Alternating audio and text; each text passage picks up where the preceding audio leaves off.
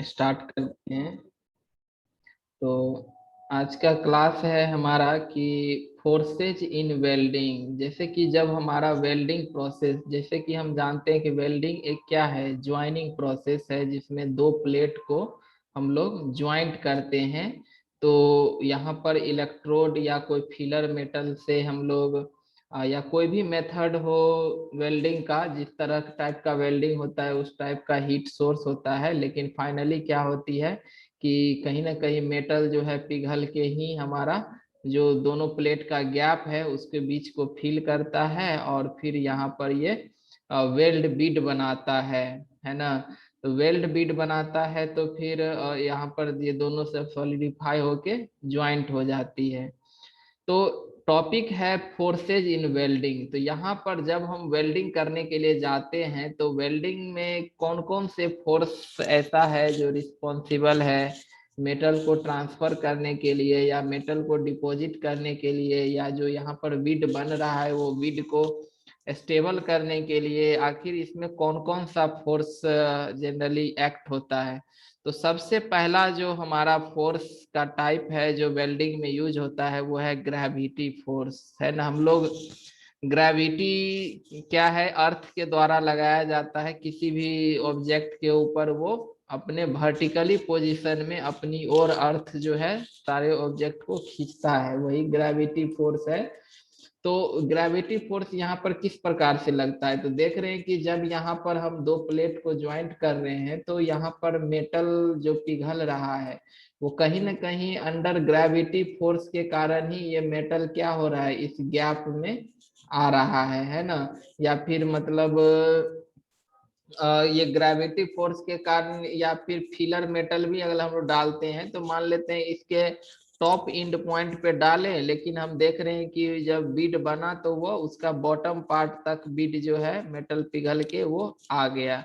तो ये इस मेटल को नीचे की ओर जो यहाँ इसको ड्रॉप किया, खींचा, ड्रॉ किया, वो कौन सा फोर्स था, तो ग्रेविटी फोर्स था। तो ग्रेविटी फोर्स तो ऐसे भी नॉर्मली वेल्डिंग में यूज होता ही है।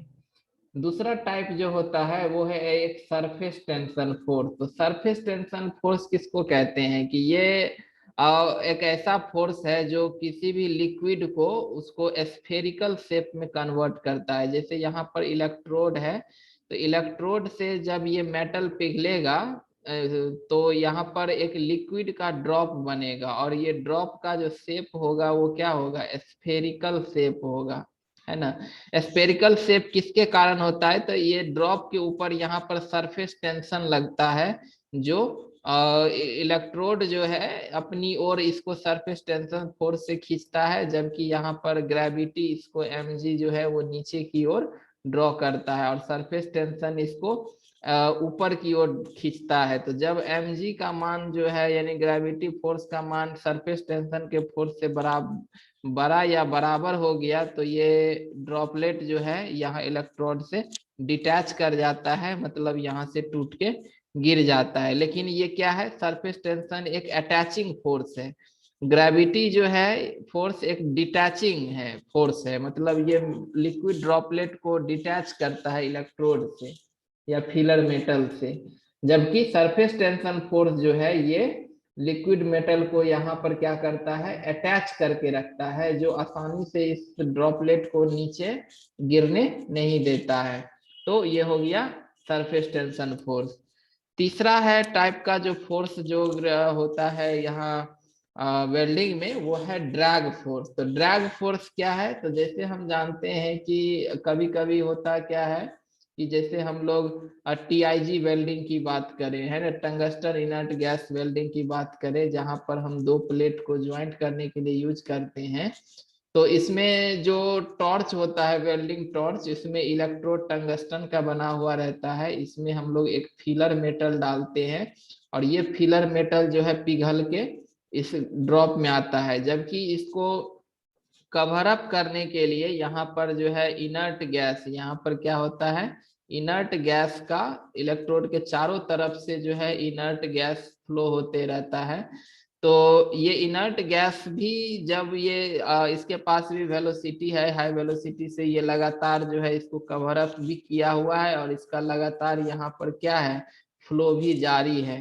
तो फ्लो जारी है, तो ये गैस जब यहाँ पर लिक्विड मेटल के कांटेक्ट में आएगा, तो ये अपना एनर्जी के कारण ये क्या करेगा, इस ड्रॉपलेट को मतलब यहाँ से इलेक्ट्रोड से डिटैच करने में, या फिलर मेटल से उसको डिटैच करके इस जो गैप है वेल्ड बीड जहां हमें बनना है, उस गैप में फिल करने में ये इनर्ट गैस की जो एनर्जी है, वो वेलोसिटी है, वो उसको मदद करता है। तो उसी को हम कहते हैं ड्रैग फोर्स।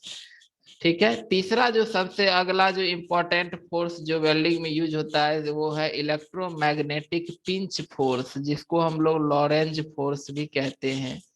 तो ये किस तरह से लगता है, तो जैसे हम जानते हैं कि अब मान लीजिए कि यहाँ पर हमारा जो वर्क मेटल है, वर्क मेटल है और एक इलेक्ट्रोड है। इलेक्ट्रोड को हम लोग जैसे कोई भी एक माइनस चार्ज से जोड़ दिए, वर्क पीस को पॉजिटिव चार्ज से जोड़ दिए, तो अब यहाँ पर करंट जो आ रहा है इस इलेक्ट्रोड में, है ना, इसको हम एज्यूम करते हैं कि ये सब एक तरह का क्या है, पैरेलल करंट है। तो पैरेलल करंट है, ये सब आएगा इधर की ओर, और यहाँ पर जब लिक्विड मेटल जब यहाँ पर पिघलेगा, ये लिक्विड ड्रॉप अगर बनती है, तो यहाँ से ये क्या करेगा कि जो सेम डायरेक्शन में फ्लो होने के कारण जो है ये एक अट्रैक्टिव फोर्स डेवलप करता है। एक तो यहाँ पर चार्ज अलग अलग है, एक माइनस चार्ज है, एक प्लस चार्ज है। तो ये चार्ज अलग अलग है, तो ये क्या करेगा, इस ड्रॉपलेट को अपनी ओर जो है सो ये खींचेगा, है ना, ड्रॉ करेगा, खींचेगा। तो इसी को हम लोग कहते हैं इलेक्ट्रोमैग्नेटिक पिंच फोर्स या लॉरेंज फोर्स, जो कि करंट सेटिंग के कारण, है ना, ये फोर्स डेवलप करता है। तो अब ये है कि अगर करंट सेटिंग जो है, अगर ये हायर होगा, क्या होगा, अगर ये इसकी वैल्यू जो है हायर होगी, तो यहाँ पर जो ड्रॉपलेट बनेगा, ये ड्रॉपलेट स्मॉल बनेगा, यानी कि छोटा छोटा ड्रॉपलेट बनेगा। और जितना यहाँ पर स्मॉल ड्रॉपलेट बनेगा, ठीक है, उतनी ही ज्यादा जो इलेक्ट्रोमैग्नेटिक पिंच फोर्स का वैल्यू है वो इंक्रीज करेगा। मतलब हम यहाँ पर अगर करंट के सेटिंग को अगर इलेक्ट्रोड में हाई कर दें, तो मेटल का छोटा छोटा जो ड्रॉपलेट का साइज है वो छोटा बनने लगेगा, और जितना छोटा बनेगा उसमें पिंच फोर्स उतनी ही ज्यादा लगेगी, है ना। यहाँ पर एक रिलेशन भी दिया हुआ है कि electromagnetic pinch force directly proportional to square of current, है ना। करंट की वैल्यू अगर बढ़ेगी तो इलेक्ट्रोमैग्नेटिक पिंच फोर्स बढ़ेगा। तो ये खास करके जो इलेक्ट्रिक आर्क वेल्डिंग में, जो भी टाइप का इलेक्ट्रिक आर्क वेल्डिंग है, तो उसमें जो मेटल का डिटैचमेंट होता है, या वर्क पीस जो ड्रॉपलेट को अपनी ओर जो ड्रॉ करता है, खींचता है, वो बाय इलेक्ट्रोमैग्नेटिक पिंच फोर्स, या फिर हम ऐसे बोले तो इलेक्ट्रोड जो है इस लिक्विड ड्रॉपलेट को पिंच कर देता है, मतलब पीछे से एक तरह से धक्का दे रहा है, रिपेल कर दे रहा है ना। ये पिंच कर दिया तो फिर ये डिटैच होकर के कहाँ आ जाएगा, ये वर्क पीस के ऊपर आएगा जाएगा। तो यही है इलेक्ट्रोमैग्नेटिक पिंच फोर्स। तो बेसिकली ये चार तरह का फोर्स है जो वेल्डिंग में जनरली जो है एक्ट होता है: gravity force, surface tension force, drag force, electromagnetic pinch force. तो ये चार फोर्स हो गया। अब हम लोग नेक्स्ट टॉपिक है टाइप्स ऑफ मेटल ट्रांसफर। अब जो इलेक्ट्रोड है हम लोग जानते हैं, या फिर जो भी फिलर मेटल है, यहाँ से जो मेटल की ट्रांसफर होती है किसके बीच में, तो जो दो प्लेट का ज्वाइंट होना है उसके गैप के बीच में जो मेटल का ट्रांसफर होता है, वो कैसे कैसे होता है। तो उसमें पहला टाइप है शॉर्ट सर्किट ट्रांसफर। तो शॉर्ट सर्किट ट्रांसफर में कहता है कि there is a periodic bridging of electrode and molten pool. अब देखिए यहाँ पर हमारा जो है मोल्टेन पूल है, या फिर वर्क पीस, वर्क प्लेट है। तो जैसे ही यहाँ पर क्या होगा कि करंट यहाँ पे आएगा, तो इलेक्ट्रोड का यहाँ ड्रॉपलेट जो है ये मतलब सीधा ऐसा नहीं है कि एक ही बार करंट आया और यहाँ पर पूरा का पूरा ड्रॉपलेट बन गया, ऐसा नहीं है। ये जो है इसका सरफेस धीरे धीरे पिघलना शुरू होता है और ये धीरे धीरे आगे की ओर बढ़ते जाता है। उसी वक्त ये क्या हो गया कि ये इलेक्ट्रोड अभी प्योर, जब तक ये प्योर लिक्विड नहीं बन जाएगा तब तक ये पूरी तरह से नहीं छोड़ेगा, इलेक्ट्रोड को नहीं छोड़ेगा। मतलब ये हो गया कि यहाँ पर इलेक्ट्रोड अभी पूरी तरह से लिक्विड नहीं हुआ है, अभी सॉलिड और लिक्विड का एज ए मिक्सचर स्टेट है। तो वो क्या होगा, एक तरह का यहाँ पर स्लाइड करते हुए वर्कपीस की तरफ मूव करेगा और एक ब्रिज, ब्रिज मतलब एक जैसे पुल होता है ना, ब्रिज, ब्रिज जैसा ये बना लेता है किसके बीच में, यहाँ पर इलेक्ट्रोड और वर्क पीस के बीच में। तो अब देखिए अगर ये मोल्टेन इलेक्ट्रोड अगर ये एक तरह का ब्रिज बना दिया, ये जैसे ही वर्क पीस में सट जाएगा आर्क जो है वो एक्सटिंग्विश्ड हो जाएगा, आर्क खत्म हो जाएगा। तो आर्क खत्म हो जाने के बाद अगर इसमें फिर भी करंट की सप्लाई लगातार क्या है, जारी है, तो अब ये मेटल जो है जब ये यहाँ से पिघल जाएगा, यानी कि यहाँ से ये क्या हो गया कि वो लिक्विड कहीं पर भी किसी भी पॉइंट के ऊपर अगर मेटल लिक्विड में कन्वर्ट हो गया तो ये पूरा का पूरा ब्रिज जो है वो ब्रेक हो करके टूट के गिर जाएगा। और जैसे ही ये ब्रिज यहाँ से टूट के यहाँ गिर गया है ना, यानी कि क्योंकि यहाँ लिक्विड बन गया, जैसे ही कहीं पॉइंट पर लिक्विड बना तो वो ब्रिज टूटेगा, ब्रिज टूटेगा तो फिर से यहाँ पर क्या आ जाएगा, एक ओपन सर्किट यानी OCV, जिसको हम क्या कहते हैं, ओपन सर्किट वोल्टेज। तो फिर से यहाँ पर इलेक्ट्रोड और वर्क पीस के बीच में क्या जनरेट करेगा, ओपन सर्किट वोल्टेज जैसे ही जनरेट करेगा कि ये आर्क जो है फिर से दोबारा क्या हो जाएगा, शुरू हो जाएगा, यानी कि ये फिर से रीइग्नाइट कर जाएगा। तो इस तरह का जो मेटल की ट्रांसफर होती है जो बाय ब्रिज बन के और तब डिटैच करता है, उसको हम लोग कहते हैं शॉर्ट सर्किट ट्रांसफर। ठीक है। उसके बाद दूसरा टाइप का जो मेटल ट्रांसफर होता है वो डीप ट्रांसफर। तो डीप ट्रांसफर में क्या होता है कि जो इलेक्ट्रोड है वो हमारा मोल्टेन पूल के अंदर, जैसे कि हम लोग इलेक्ट्रोस्लैग वेल्डिंग में पढ़े थे, जिसका यूज हम लोग एक वर्टिकल पोजीशन की वेल्डिंग करने के लिए करते हैं। तो इसमें हम क्या करते थे कि एक मोल्टेन पूल जो है पहले बन गया और फिर हम आर्क को यहाँ से आर्क को क्या कर देते थे, ऑफ कर देते थे, यानी कि करंट को हम लोग यहाँ से ऑफ कर देते थे। तो करंट के ऑफ कर देने के बाद भी हम देखते हैं कि यहाँ पर मेटल का पिघलना लगातार क्या है, जारी है, क्योंकि ये इलेक्ट्रोड जो है वो इसी मोल्टेन पूल का हीट लेकर के क्या हो रहा है, पिघल रहा है। तो इस तरह से ये इलेक्ट्रोड क्या है, मोल्टेन पूल के अंदर पूरी तरह से ये डूबा हुआ है ना, और वो डूबा हुआ है उसी का मोल्टेन पूल का ही हीट लेकर के वो खुद पिघल रहा है और एक समय तक वो पिघलेगा। जब ये पूल हमारा सॉलिडिफाई हो जाएगा तो ये जो फिलर मेटल है उसका पिघलना बंद हो जाएगा। तो इस तरह का ट्रांसफर जो हो गया जिसमें हमारा इलेक्ट्रोड या फिलर मेटल जो है वो इस मोल्टेन पूल के अंदर डीप रहता है, मतलब डूबा हुआ रहता है, और उस समय जो मेटल की ट्रांसफर होती है उसी को हम कहते हैं ड्रिप ट्रांसफर। तीसरा होता है globular metal transfer. Globular metal transfer का यहाँ पर एक फिगर दिया हुआ है, यहाँ से हम समझ सकते हैं, ये है ग्लोबुलर ट्रांसफर। इसमें क्या होती है कि ये हमारा वेल्ड जोन है जहां पर वेल्ड बीड बनना है, ठीक है। तो यहाँ पर इलेक्ट्रोड है, यहाँ पे अपना इसमें इसमें करंट आ रहा है और ये पिघल के अगर ड्रॉप बाय ड्रॉप, मतलब कैसे, ड्रॉप बाय ड्रॉप अगर मेटल पिघल पिघल के अगर इस बीड में आ रहा है, यानी कि जो भी वेल्ड बीड है इसमें मेटल का जो ट्रांसफर है वो बाय ड्रॉप। इसमें क्या हो गया कि पहला ड्रॉप इसमें गिरा, सबसे बॉटम पार्ट में चला गया, फिर दूसरा ड्रॉप जो है उसके लगातार बैक में है ना, लगातार ये ड्रॉप होके गिर रहा है, ड्रॉप बन बन के गिरते जा रहा है। हालांकि यहाँ पर इसकी डेंसिटी क्या हो जाएगी, यहाँ पर इसका डेंसिटी लोअर हो जाएगा, क्योंकि क्योंकि जो नीचे वाला मतलब ड्रॉप है, जो ड्रॉप पहले आया है वो पहले सॉलिडिफाई होगा, जो अभी बाद में आ रहा है ड्रॉप वो बाद में ठंडा होगा। यानी कि इसमें जो कूलिंग है वो एक साथ नहीं हो पाएगा, है ना, वो जैसे जैसे ड्रॉप आते जा रहा है वैसे वैसे वो ठंडा होते जा रहा है। ऊपर का ड्रॉप जो सबसे टॉप पार्ट का ड्रॉप होगा वो अभी हॉट होगा, तो यहाँ पर बॉटम पार्ट का ड्रॉप एकदम कूल हो गया होगा। ठीक है, तो इस तरह का मेटल ट्रांसफर ही क्या कहलाता है, ग्लोबुलर मेटल ट्रांसफर, है ना।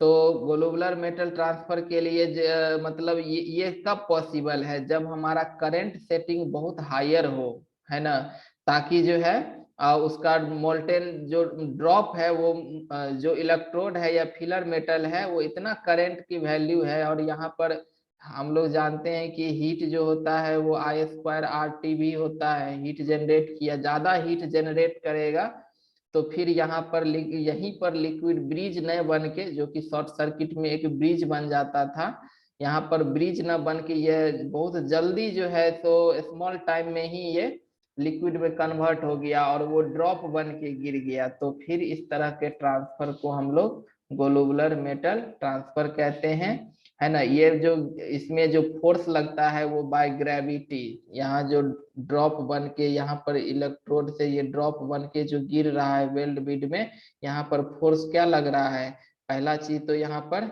ग्रेविटी लग रहा है, और दूसरा चीज है हाइड्रोडायनामिक फोर्स। हाइड्रोडायनामिक फोर्स क्या हो गया कि अब जैसे कि यहाँ पर एक ड्रॉप पिघला हुआ है और दूसरा ड्रॉप यहाँ पर जस्ट पिघलने वाला है, तो ये जो जस्ट पिघलने वाला है वो जो पिघल चुका है उसको हाइड्रोलिक फोर्स लगाता है। ऐसे भी सोचिए ना, जैसे पाइप में अगर हमारा पानी फ्लो करता है और यहाँ पर हम लोग पंप लगाए हुए हैं, यहाँ पर पंप, तो पंप क्या करता है, पहले वाटर को डिलीवर किया तो ये पाइप में उसको फ्री जगह मिला तो वो जाकर के पाइप में जमा हो गया।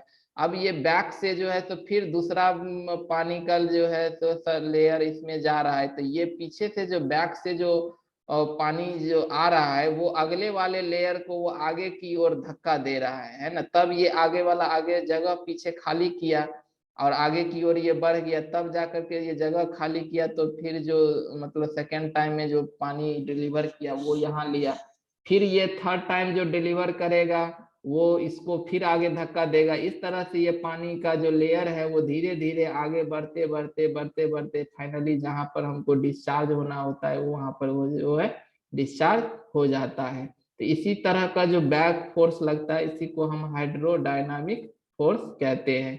तो यहाँ दो चीज है, एक तो ग्रेविटी भी इसको खींच रहा है लो बॉटम की ओर, है ना, और दूसरा जो पीछे से नया नया ड्रॉपलेट जो यहाँ पर जनरेट हो रहा है वो भी आगे वाले ड्रॉपलेट को हाइड्रोडायनेमिक फोर्स लगा रहा है, तो वो भी आगे की ओर मूव कर रहा है। तो ये है ग्लोबुलर मेटल ट्रांसफर।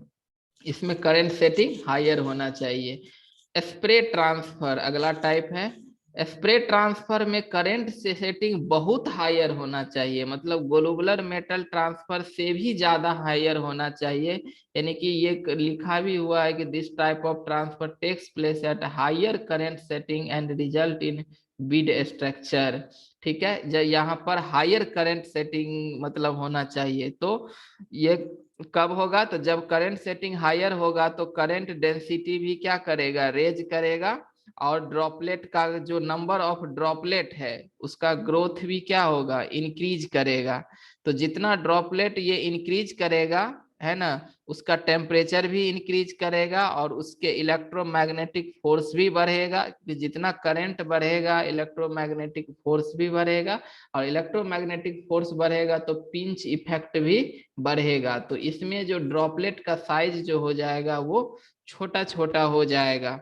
तो यहाँ पर कह रहा है कि ड्रॉपलेट आर पिंच्ड ऑफ, है ना, यानी कि इसमें ड्रॉपलेट जैसे ही मेटल यहाँ पर इलेक्ट्रोड है और यहाँ पर ड्रॉपलेट बना, यहाँ पर एक तो पिंच फोर्स लग रहा है, यहाँ पर क्या लग रहा है, पिंच फोर्स। और पिंच फोर्स हम जानते हैं कि डायरेक्टली प्रोपोर्शनल I² का है, तो अगर I का वैल्यू अगर वेरी हाई है, बहुत ज्यादा है, तो पिंच फोर्स क्या होगा, बहुत ज्यादा होगा। तो देखिए ये ड्रॉपलेट को जो इलेक्ट्रोड से अटैच करके रखता है वो है surface tension force. Surface tension force ही है जो रिस्पॉन्सिबल है किसके लिए, जिसकी वजह से ये ड्रॉपलेट जो है इलेक्ट्रोड को छोड़ना नहीं चाहता है, लेकिन पिंच फोर्स उसको जबरदस्ती वहां से ट्रांसफर मतलब इधर की ओर खींच रहा है। ये तो ये अगर ज्यादा मतलब करंट सेटिंग है तो पिंच फोर्स ज्यादा हो जाएगा। तो ये क्या होगा कि ड्रॉपलेट अभी पूरा साइज अपना लिया भी नहीं था, तब तक ये पिंच फोर्स उसको क्या कर दिया, आगे की ओर धक्का दे दिया या इसको खींच लिया। तो इसमें क्या होगा कि बहुत ही स्मॉल स्मॉल ड्रॉप के रूप में जो है तो ये लगातार जो है तो इसकी सप्लाई का जो चेन है वो लगातार बढ़ने लगेगा, है ना। काफी तेजी से मेटल जो है सो पिंच फोर्स के कारण काफी तेजी से ये आगे की ओर मूव करेगा, और काफी तेजी से मूव करेगा तो ये ऐसा लगेगा कि मेटल का क्या हो रहा है, स्प्रे हो रहा है। मतलब छोटा छोटा ड्रॉपलेट अगर तेजी से मूव करता है तो ये है स्प्रे ट्रांसफर का फिगर। देख रहे हैं कि एकदम स्मॉल स्मॉल ड्रॉपलेट जो है काफी तेजी से मूव करता है, और ढेर सारा मतलब ड्रॉपलेट एक साथ यहाँ पर बन के और वो वेल्ड बिड की तरफ या जहाँ वेल्ड होना है उसकी तरफ आ रहा है। तो ये हमें ऐसा देखने में लगेगा कि ये क्या हो रहा है, एक स्प्रे हो रहा है। ठीक है, तो ये कब पॉसिबल है स्प्रे ट्रांसफर, तो जब वेरी हाई करंट सेटिंग हो। ठीक है, ताकि पिंच फोर्स की मान जो है काफी हाई हो जाए, तो उसमें ये स्प्रे ट्रांसफर पॉसिबल है। लेकिन यही है कि देखिए ग्लोबुलर ट्रांसफर में हम लोग को जो स्पैटर का चांस है, स्पैटर मतलब होता है छिटकना, इधर उधर छिटकना वेल्ड मेटल का, तो वो स्पैटर कहलाता है। वो ग्लोबुलर ट्रांसफर में क्या होता है, लेस होता है, क्योंकि इसमें ड्रॉप बाय ड्रॉप गिरता है तो हम उसको एकदम एग्जैक्ट प्लेस पर गिराते हैं। लेकिन स्प्रे ट्रांसफर में काफी तेजी से मेटल जो है वो आता है हमारा यहाँ पर वेल्ड बीड की तरफ। तो इसमें जो है स्पैटर का जो चांस है स्प्रे ट्रांसफर में, यानी कि इसमें स्पैटर मोर होता है, यानी कि वेल्ड मेटल ज्यादा इधर उधर छिटकता है, तो स्पैटरिंग इसमें ज्यादा होता है। तो ये है हमारा स्प्रे ट्रांसफर। अगला है रिपेल्ड ट्रांसफर। ये स्प्रे ट्रांसफर का कह रहा है कि जनरली हम लोग GMAW, gas metal arc welding, medium to long length के लिए जनरली इस्तेमाल करते हैं। ठीक है, अगला है रिपेल ट्रांसफर। अब रिपेल ट्रांसफर ये डायरेक्टली रिलेटेड है किस चीज से, ये है आर्क ब्लो से।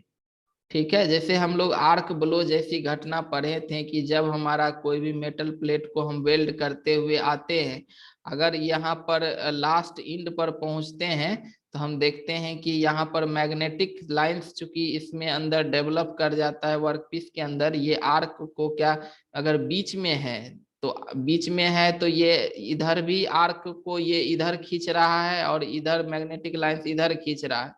तो आर्क जो है अपने जगह पे एकदम स्ट्रेट रहता है, लेकिन यहाँ जब इंड पॉइंट पे पहुंच जाती है तो फिर यहाँ पर इधर इस साइड जो है सो अब खींचने वाला कोई नहीं है, ये आर्क को क्या कर लेता है, सिर्फ इधर की ओर ही क्या करता है, खींच लेता है। इस कारण से ये आर्क का जो ये शेप है ये इस तरह से टेढ़ा हो जाता है। तो इंड पॉइंट पे ज्यादा वेल्ड मेटल डिपोजिशन का चांस बढ़ जाता है। तो वही चीज है रिपेल ट्रांसफर, कि जब डीसी आर्क वेल्डिंग में इसमें फिक्स पोलैरिटी होता है, मतलब इलेक्ट्रोड को निगेटिव या वर्कपीस को निगेटिव, दोनों में से एक को निगेटिव देते हैं एक को पॉजिटिव देते हैं, तो यहाँ पर पोलैरिटी क्या होती है, फिक्स होती है। तो यहाँ पर कह रहा है कि तो मैग्नेटिक लाइंस जिस कारण से वर्कपीस में सेटअप हो जाता है, और वो मैग्नेटिक लाइंस का टेंडेंसी होता है कि वो आर्क को अपनी ओर डिफ्लेक्ट कर लेता है, मैग्नेटिक लाइंस जो है अपनी तरफ उसको डिफ्लेक्ट कर देता है। तो इस कारण से यहाँ पर खास करके इंड पॉइंट पर जो है ज्यादा स्पैटर होता है। तो आर्क ब्लो से बचने के लिए हम लोग यहाँ पर एक टैब इन और टैब आउट, मतलब एक ऐसे ही मेटल को रख देते हैं ताकि हायर करंट सेटिंग कारण इसमें भी मैग्नेटिक लाइन डेवलप कर जाता है। तो ये मैग्नेटिक लाइन अगर आर्क को इधर की ओर खींच लिया तो फिर यहाँ पर आर्क जो है वो टेढ़ा नहीं हो पाएगा, वो स्ट्रेट ही रह जाएगा। तो इस कारण कारण से कह रहा है कि आर्क ब्लो होता है, इस कारण से जो आर्क जो अपना इंटेंडेड पार्ट से डेविएट हो जाती है, और वो मतलब बहुत वहां पर इंड पॉइंट पे जो है तो ज्यादा वेल्ड को क्या कर देता है, डिपॉजिट कर देता है। तो इस तरह का जो ट्रांसफर है इसको हम लोग रिपेल ट्रांसफर कहते हैं, कि मैग्नेटिक लाइंस के द्वारा मतलब डिफ्लेक्ट करने के कारण आर्क जो है वो इंड पॉइंट पर ज्यादा मेटल को डिपॉजिट कर दिया, यानी वहां पर मेटल का जो ट्रांसफर हो गया वो मैग्नेटिक लाइंस के ड्राइंग के कारण वो हो गया। तो इस तरह के मतलब ट्रांसफर को हम लोग रिपेल ट्रांसफर कहते हैं। ठीक है, ये चीज हो गया। अगला टाइप्स का ट्रांसफर है एक्सप्लोसिव ट्रांसफर। अब एक्सप्लोसिव ट्रांसफर क्या है, तो कहता है कि sometimes droplet is shattered. Shattered मतलब होता है कि सैटर्ड मतलब होता है चूर चूर होना, चूर चूर होना या ध्वस्त होना। ठीक है, सैटर्ड का हिंदी मीनिंग होता है चूर चूर होना। तो कभी कभी क्या होता है कि जो ड्रॉपलेट है मोल्टेन मेटल का, जो इलेक्ट्रोड से डिटैच जो हुआ है, ये क्या होता है कि ये फट जाता है। मतलब जब ये मतलब इलेक्ट्रोड के साथ अटैच में था तो उस वक्त ये एक लिक्विड का ड्रॉपलेट था, इसका साइज एज स्फेरिकल शेप था। लेकिन ये जैसे ही यहाँ से अगर डिटैच होने की कंडीशन में आया तो ये ड्रॉपलेट जो है वो क्या हो गया, ब्लास्ट कर गया, मतलब फट गया ये।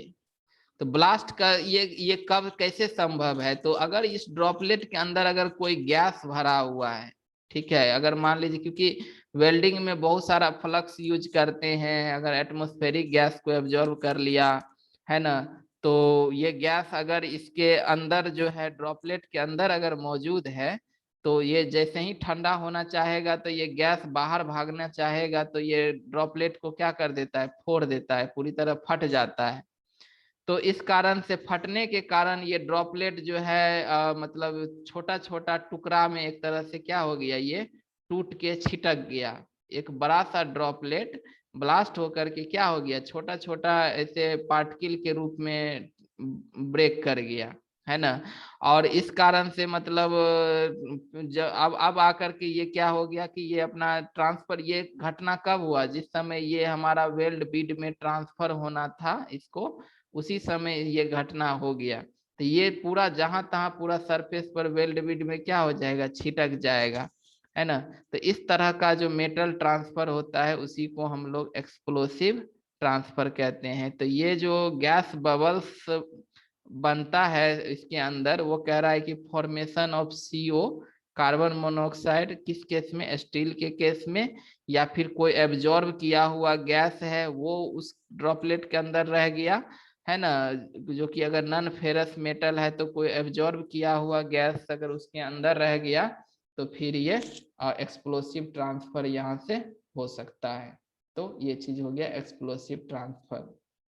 ठीक है, अब है टाइप्स ऑफ फ्लक्स। जैसे कि फ्लक्स का यूज हम लोग मेटल को कवर अप करने के लिए यूज करते हैं ताकि एटमॉस्फेरिक गैस उसमें ट्रांसफर ना हो। तो उसमें फ्लक्स में पहला है सेल्यूलोज। सेल्यूलोज का ये क्या दिया हुआ है, कंपोजिशन दिया हुआ है 20 से 60 टाइटेनियम ऑक्साइड, 10 से 20% सेल्यूलोज, 15 से 30 क्वार्ज, 3 से 100 ppm हाइड्रोजन, 0 से 15% कार्बोनेट, 5 से 10 फेरोमैग्नीज। मतलब ओवरऑल इस फ्लक्स का नाम क्या हो गया, सेल्यूलोज हो गया। तो सेल्यूलेज में जो होता है ये फ्लक्स, इसमें हाइड्रोजन की अधिकता होती है। इसमें हाइड्रोजन का क्या होता है, अधिकता होता है, मतलब बहुत ज्यादा हाइड्रोजन पाया जाता है। हाइड्रोजन क्या है, एक गैस है। तो ये फ्लक्स अगर हम लोग वेल्डिंग के लिए यूज करते हैं तो स्वाभाविक है कि यहाँ पर ये वेल्डिंग होने के बाद ये क्या रिलीज करेगा, तो ये हाइड्रोजन गैस को रिलीज करेगा। और हाइड्रोजन गैस भी एक तरह का ज्वलनशील गैस है ना। और वो एक एक्सोथर्मिक रिएक्शन होता है, मतलब यहाँ पर सेल्यूलोज का जो रिएक्शन होता है वेल्ड में वो एक्सोथर्मिक होता है। इस कारण से ये क्या करता है, वेल्ड मेटल के टेम्परेचर को और इंक्रीज कर देता है। तो इंक्रीज करने से यहाँ पर पेनेट्रेशन जो होगा वो डीपर होगा, क्योंकि ज्यादा हीट अगर ट्रांसफर हुआ तो पेनेट्रेशन भी ज्यादा होगा। तो इसलिए हाइड्रोजन की मौजूदगी कारण पेनेट्रेशन डीपर होता है ना। और कह रहा है कि जो इसमें लेकिन ये घटना भी होता है कि ये जैसे हमारा वेल्ड बीड हम लोग यहाँ पर बना दिए, है ना, और इसमें अंदर में हाइड्रोजन गैस भी अगर है तो ये गैस बाहर निकलना चाहेगा, ये हाइड्रोजन गैस जो है वेल्ड बीड से बाहर निकलना चाहेगा। तो बाहर निकलना चाहेगा तो ये जगह जगह क्या करेगा, होल बना देगा, है ना। तो होल बना देगा, क्रैक बना देगा। इस तरह का होल क्रैक जो बनाता है इसको हम लोग कहते हैं हाइड्रोजन इम्ब्रिटलमेंट। हाइड्रोजन इम्ब्रिटलमेंट पूछेगा क्या है, तो कहेंगे कि जब वेल्ड बीड में हाइड्रोजन गैस प्रेजेंट होती है और वो सॉलिडिफाई हो के ड्यूरेशन में वो हाइड्रोजन गैस जो है उस वेल्ड बीड से बाहर आने की कोशिश करता है, इस कारण से नंबर ऑफ जो है वो होल्स या क्रैक प्रोड्यूस कर देता है वेल्ड बीड में, उसी को हम कहते हैं हाइड्रोजन इम्ब्रिटलमेंट। ठीक है, तो इसमें कह रहा है कि metal deposited bye electrode with these coating is fine grand and contains hardly any oxygen. कह रहा है कि ये फ्लक्स में कि जो भी मेटल डिपॉजिटेड बाय इलेक्ट्रोड के द्वारा जो मेटल डिपॉजिट किया जाता है और सेलुलोज की उसमें कोटिंग होती है, तो उसमें वो फाइन ग्रेन्ड होता है और ये हार्डली ऑक्सीजन को ये मतलब हार्डली कंटेन करता है। ठीक है, तो ये इसका यूज जो है कह रहा है कि ये पोजिशनल वेल्डिंग, पोजिशनल वेल्डिंग मतलब हो गया एंगल, यानी वेल्डिंग टॉर्च का जो वर्क पीस के साथ ये एंगल है 10 डिग्री 20 डिग्री जो भी है 60 डिग्री 70 डिग्री, तो जो भी वेल्ड एंगल है वो एक पोजिशनल वेल्डिंग हो गया। तो कहाँ particularly where a good degree of penetration is required, खास करके वहां पर जहां पर ज्यादा पेनेट्रेशन का एक अच्छा डिग्री ऑफ पेनेट्रेशन की जरूरत होती है, क्योंकि ये डीप पेनेट्रेशन देता है, क्योंकि ये एक तरह का एक्सोथर्मिक रिएक्शन होती है जो हीट को और बढ़ा देता है। तो ये हो गया सेल्यूलोज। दूसरा जो फ्लक्स का टाइप है वो है रूटाइल्स, जिसमें ये इसका क्या है कंपोजिशन है नेचुरल टाइटेनियम ऑक्साइड, हाइड्रोजन, थर्मोमैग्नीज, ऑर्गेनिक सेल्यूलोज, क्वार्ट्ज, कार्बोनेट्स, ये सब का क्या है कंपोजिशन है।